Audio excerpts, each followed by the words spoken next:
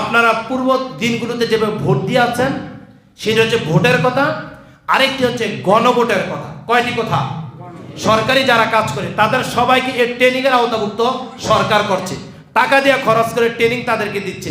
আমাদেরকে আলহামদুলিল্লাহ কিছু সময় ট্রেনিং করাইছে, সময় দিয়েছে এবং মেহমানদারিও করাইছে, বলছে আলহামদুলিল্লাহ। একটা হচ্ছে ভোট আর একটা হচ্ছে গণভোট। গতকালকে আমার কাছে আপনাদের টিউরু মহোদয় থেকে একটি SMS এসেছে, একটি বার্তা এসেছে, এবং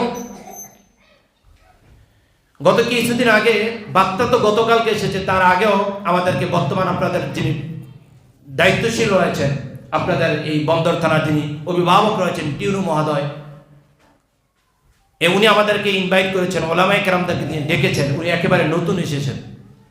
তিনি বলেছেন আমরা যে আগামীতে নির্বাচন করতে চাই, আগামীতে আমরা ভোট কার্য ফয়সালা করতে চাই, আমরা কিছু সংখ্যক ব্যক্তিদেরকে আমরা রাষ্ট্রীয় ক্ষমতায় নিয়ে তাদেরকে দিয়ে আইন প্রণয়ন করতে চাই, তাদের ব্যাপারে ওলামায়ে কেরামরা কিছু কথা বলার আছে। আমাদেরকে উনি সাদাসিধা মনে কিছু গুরুত্বপূর্ণ কথা বলেছেন, যে কথাগুলোর মধ্যে দুটি পয়েন্ট ছিল। আমি সরাসরি ওনার ভাষায় বলছি, দুটি কথা ছিল।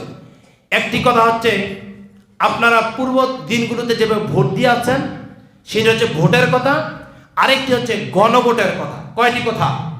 সরকারি যারা কাজ করে তাদের সবাইকে এই ট্রেনিংয়ের আওতাভুক্ত সরকার করছে, টাকা দিয়ে খরচ করে ট্রেনিং তাদেরকে দিচ্ছে।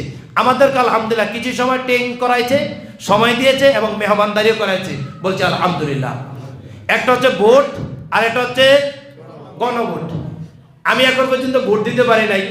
গত বছরগুলোতে ভোট দিতে যাওয়ার আগে আমার এলাকার ছেলেরা কয়, চাচা ভাই আপনার ভোট ক্লিয়ার হয়ে গেছে গা, আপনি যাওয়ার দরকার নাই। এই জন্য আমি আর ভোট কেন্দ্রে যেতে পারি নাই। তাহলে আশা করছি এবারকার দিতে পারবো, আশা রাখি। আপনারা কি বলেন? ইনশাল্লাহ নাকি? ইনশাল্লাহ। আল্লাহ তা আমাদের সবাইকে তৌফিক দেখ, বলছে আল্লাহুম্মা আমিন।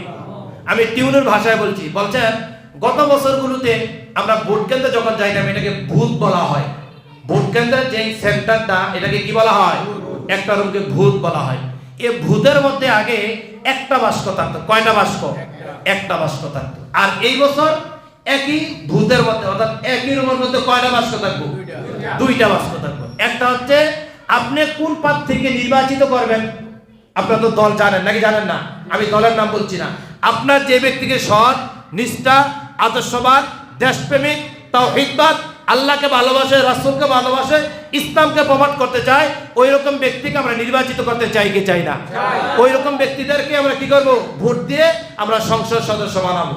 এরকম ব্যক্তিকে আপনি যাকে ইচ্ছা তাকে সৎ, নিষ্ঠা, আদর্শ, যোগ্য মানুষকে আপনি নির্বাচিত করার জন্য একটা বাস্কর মধ্যে আপনি কি দেবেন? ভোট প্রদান করবেন। এই যে আপনার প্রথম দায়িত্ব শেষ। দ্বিতীয় দায়িত্ব হচ্ছে আরেকটি বাস্ক। এই বাক্সের মধ্যে আরেকটি খাতা থাকবে, ভোটের ওই নাম্বার প্লেটের মতন আরেকটি খাতা থাকবে। সেখানে দুইটা মার্ক থাকবে। কয়টা মার্ক? একটা হচ্ছে হা আর একটা হচ্ছে না। বলে একটা হচ্ছে হা আর একটা হচ্ছে না। আপনারা যারা হাকে পছন্দ করেন, উনি বলেছেন, আমার ভাষায় বলছি না, ওনার ভাষায় বলছি, যারা হাকে পছন্দ করেন, হা বলতে দেশ, সমাজ, রাষ্ট্র এবং রাষ্ট্রের ভিত্তিপ্রস্তর এবং রাষ্ট্রের সার্বভৌমত্ব রক্ষার জন্য টিউনু মহোদয় বলেছেন আমরা হাকে সাপোর্ট করব। আমরা কাকে সাপোর্ট করব? আমার বক্তব্য দিচ্ছি না, কিন্তু আমরা কাকে সাপোর্ট করব? হাকে সাপোর্ট করব। যারা এই কথার বিরোধিতা করে তারা কোথায় মারবে? নাকে মারবে। বলছেন আপনারা হাকে জয়যুক্তি কিভাবে করা হয়, এই জন্য আপনারা আপনাদের মুসলিমদেরকে এতটুকু কথা বলবেন, এর বাইরে বললেন না। বললে আবার মুসলিমরা অন্য কথা ভাবতে পারে, কারণ ইমামদারের সব কথাই তো দোষ। বুঝাতে পারে না? ইমামদার কি হয়? সব কথাই দোষ। তাহলে আমিও কথা দীর্ঘ করছি না, কথা শেষ।